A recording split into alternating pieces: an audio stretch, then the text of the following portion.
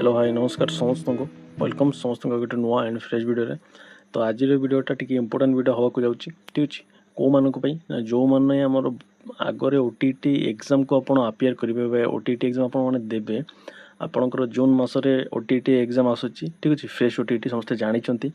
तो जो मैंने ओटीटी एग्जामटा देवे से ही मानक नहीं वीडियोटा ठीक अच्छे बहुत पिला मानकर कमेंट आसूची मते पर्सनली बहुत मेसेज आसूची 3-4 दिन हो बहुत पिला पर्सनली मेसेज रिप्लाई दूसरी किंतु मेसेजटा थमुनी मेसेजटा कौन आसूची ना सर आम आंध्र बीएड स्टूडेंट ठीक अच्छे आमर फास्ट सेमिस्टर होती आम कौन फ्रेश ओटीटी पे इलिजिबल यहाँ हूँ आप क्वेश्चन आउ अदर पिला मानकर भी डाउट आसूची ठीक अच्छे जदि आमर गोटे सेमिस्टर होती देन आम कौन इलिजिबल देन आमर जो फ्रेश ओटीटी आसो तापाई कौन आम इलिजिबल यहाँ हूँ आप क्वेश्चन ठीक अच्छे तो मुझे रिगार्डिंग ऑलरेडी गोटे वीडियो बनई आपने बहुत पिला देखी बहुत पिला देखी नथिबे तो जेहेतु आपण मानकर क्वेश्चन जक आसूची तो भाविले आउ गोटे वीडियो करदेवी यहाँ हूँ पूरा यही वीडियो आपंकर डाउटा निहाती आप क्लीयर करेंगे वीडियोटा संपूर्ण देखिए जो मैंने चैनल को नुआ निहाती सब्सक्राइब करूँ वीडियोटा जब भल लगे लाइक करेंगे शेयर करेंगे किसी डाउट थे निहाती कमेंट आप पचारे ठीक अच्छे स्टार्ट करुँच भलसे शुणु जहाँ कहूँ माइंड को टी खोलिक शुणु अदरवाइज आप आउ थे मत से सेम कथा आप कमेंट लिखे कि शुणी दिंतु जहाँफल आप डाउटा आप क्लीयर करेंगे तो देखो यहाँ हूँ ऑफिशियली नोटिस थिला eligibility criteria of OTT exam ठीक अच्छे यहाँ 2025 थिला आपणकर ओटीटी फ्रेश ओटीटी आस 2026 ठीक अच्छे तो एथिरे आपणकर आप्लिकेबिलिटी कौन लिखाई माने कौ मैंने अप्लाई करेंगे कौ मैंने हूँ ओटीटी एग्जामटा देवार माने दवाई इलिजिबल ठीक अच्छे तो यहाँ मुझे भलसे पढ़ुची भलसे बुझंतु भलसे बुझेकी भी आपको कहबी ठीक अच्छे देखो कौन लिखाई कौन सब पढ़ानी आमको जी दरकार से पढ़ा देखो OTT is applicable to all candidates who possess requisite academic and training qualification with requisite percent of mark and to all candidates pursuing the final year of the teacher training course before the date of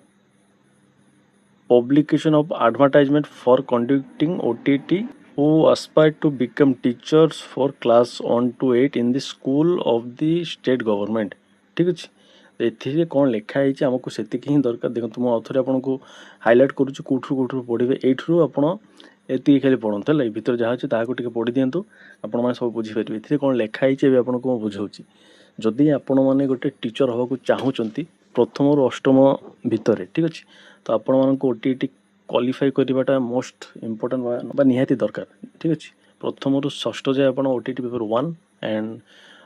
षष्ठ रु अष्टम जाए OTT paper 2 ये दुईटा qualify करें ही आप teacher पे eligible teachership करेंगे ठीक अच्छे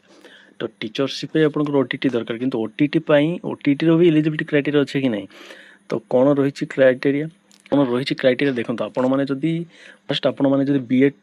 कोर्स आपंकर कंप्लीट हो जाए ठीक अच्छे जदि आप बीएड कोर्स कंप्लीट कर आंध्र बीएड हो ओडिशा बीएड हो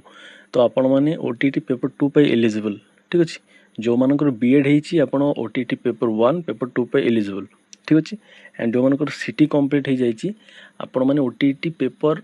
1 तो निहाती देवे जदि आप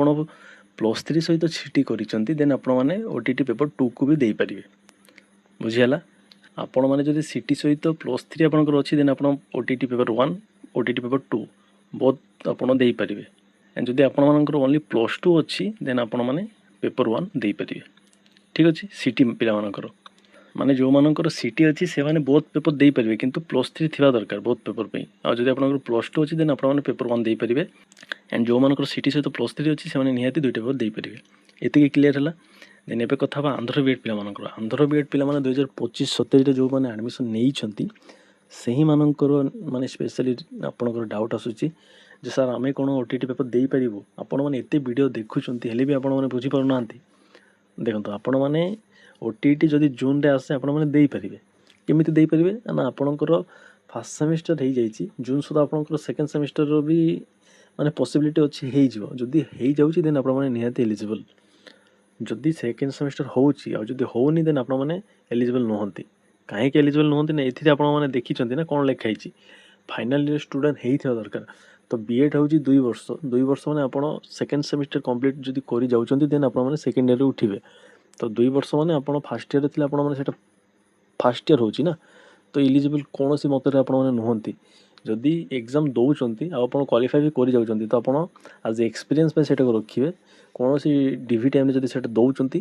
ନିହାତି ଆପଣଙ୍କର ପ୍ରୋବ୍ଲେମ୍ ଫେସ୍ କରିବେ ସେମାନେ ଡିଭି ଟାଇମ୍ରେ ଯେଉଁମାନେ ଆମର ଅଫିସର ମାନେ ରୁହନ୍ତି। ଠିକ୍ ଅଛି, ତ ନିଜେ ଟିକେ ଭାବିକି ଦେଖନ୍ତୁ ମାନେ ଆପଣଙ୍କର ଡିଭିରେ ଯଦି ଆପଣ ସ୍ମୁଥଲି ସବୁ କରିବାକୁ ଚାହୁଁଛନ୍ତି ଦେନ୍ ଫାର୍ଷ୍ଟ ସେମିଷ୍ଟର ପରେ OTT ଏକ୍ଜାମ୍ ଦିଅନ୍ତୁ ନାହିଁ। ଯଦି ଦେଇଛନ୍ତି ଆଉ ଥରେ ଦିଅନ୍ତୁ। ଠିକ୍ ଅଛି, ଆପଣମାନଙ୍କର ଏକ୍ସପିରିଏନ୍ସଟା ଗେନ୍ ହେଉ, ତା ସହିତ ଆପଣମାନେ ଆଉ ଥରେ ଦେଲେ ଆପଣଙ୍କର କିଛି ଅସୁବିଧା ନାହିଁ ନା। ସେକେଣ୍ଡ ସେମିଷ୍ଟର ଯଦି ଆନ୍ଧ୍ର ବିଇଡି କଣ୍ଟିନ୍ୟୁରେ ଅଛି ସେକେଣ୍ଡ ସେମିଷ୍ଟର ପରେ ଆପଣମାନେ ଦେଇପାରିବେ। କମ୍ପ୍ଲିଟ୍ ହେଲେ ତ ଆପଣ ନିହାତି ଦେଇପାରିବେ, ସେଥିରେ କିଛି ବି ଅସୁବିଧା ନାହିଁ। ଓକେ, ବୁଝିଗଲା। ଆଉ ଥରେ କହୁଛି 2025-27 ଫାର୍ଷ୍ଟ ଇୟର ପିଲାମାନେ ଆପଣମାନେ ଫାର୍ଷ୍ଟ ସେମିଷ୍ଟର ଯଦି ହେଇଛି ସେକେଣ୍ଡ ସେମିଷ୍ଟର ପୂର୍ବରୁ ଯଦି ନୋଟିସ୍ ଆସୁଛି ଆପଣମାନେ ଏଲିଜିବଲ୍ ନୁହନ୍ତି। ସେକେଣ୍ଡ ସେମିଷ୍ଟର ଦେଲା ପରେ ଆପଣଙ୍କର ଯଦି OTT ନୋଟିସ୍ ଆସୁଛି ଆପଣମାନେ 100% ଏଲିଜିବଲ୍। କ୍ଲିଅର୍? ତ ଏ ରିଗାର୍ଡ଼ିଂ ଆଉ ଯେମିତି ଆପଣଙ୍କର ଡାଉଟ୍ ନ ରହୁ। ଠିକ୍ ଅଛି, ଏ ରିଗାର୍ଡ଼ିଂ ମୁଁ ଅଲରେଡ଼ି 2ଟା ଭିଡ଼ିଓ ଆଗରେ କରିଦେଇଥିଲି। ଏଇଟା 3 ନମ୍ବର ଭିଡ଼ିଓ ହେଉଛି ଏହି ରିଗାର୍ଡ଼ିଂ। ଠିକ୍ ଅଛି, ତ ଏତିକି ରଖିବା। ତ ଏତିକି ଥିଲା ଭିଡ଼ିଓରେ, ଆପଣଙ୍କୁ ଖାଲି ଜଷ୍ଟ ଅପଡ଼େଟ୍ ଦେବାର ଥିଲା ମାନେ ଆପଣମାନେ ଏଲିଜିବଲ୍ ନା ନୁହଁ। ଠିକ୍ ଅଛି, ଏତିକି ଖାଲି ଆପଣଙ୍କୁ ଜଣାଇବା ପାଇଁ ଭିଡ଼ିଓଟା କରୁଛି। ତ ରଖୁଛି, ଦେଖା ହେବ ଆଉ ଗୋଟେ ଇମ୍ପୋର୍ଟାଣ୍ଟ ଭିଡ଼ିଓ ସହିତ। ତ ଯଦି ଆପଣମାନଙ୍କର କିଛି ଡାଉଟ୍ ରହିଲା ନିହାତି କମେଣ୍ଟରେ ଆପଣ ପଚାରିପାରିବେ।